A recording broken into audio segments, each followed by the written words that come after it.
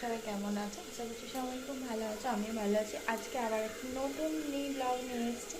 ভালো লাগলে অবশ্যই প্রথম থেকে শেষ পর্যন্ত দেখো আর আমার সাথে দেখো। আজকে মিনি ব্লগে দেখো আমার রান্নাঘরটা তোমাদের সাথে শেয়ার করো, যেটা একদমই খেতে আছে, কারণ রান্নাঘরটা খুবই ছোট সেই কারণে।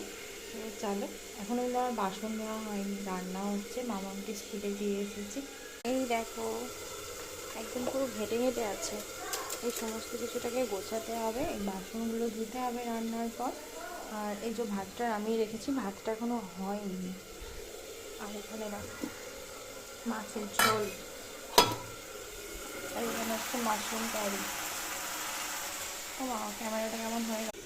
আর তোমাদেরকে একটা কথাই বলার আছে, তোমরা প্লিজ আমাকে একটু সাপোর্ট করো, আমার সাথে থাকো।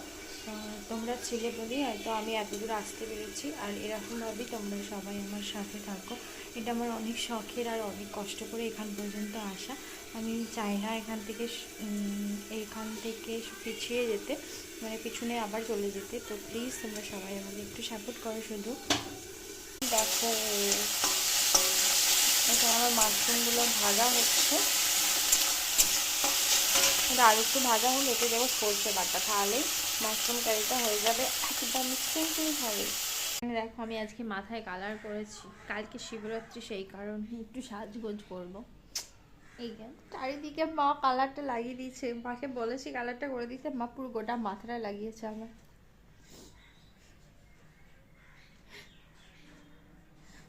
কালারটা কিরকম আসে তোমাদের সাথে শেয়ার করবো, আমার তো মনে হয় না কালারটা আসবে বলে।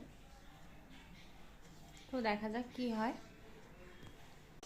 আর এখানে দেখো, আমি চান টান করে চলে এসেছি, কালার হয়নি। আমি আগে বলেছিলাম কালার হবে নি, সত্যি সত্যি কালার হয়নি। আর এখানে ঠাকুর পুজো করা হয়, হায় হায় মহাদেব। এখানে আমার পুজো করা হয়ে গেছে।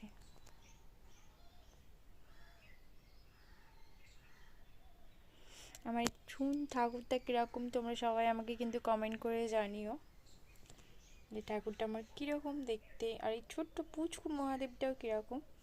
আর সবাইকে শিবরাত্রির আগাম অনেক অনেক শুভেচ্ছা। আর এখানে দেখো আমার কাতু আছে, কাতু। তো বাই, আজকের মতন দেখা হবে একটা নতুন ব্লগের সাথে। সবাই ভালো থেকো, সুস্থ থেকো, প্লিজ তোমরা সবাই আমাকে একটু সাপোর্ট করো। Bye, tata.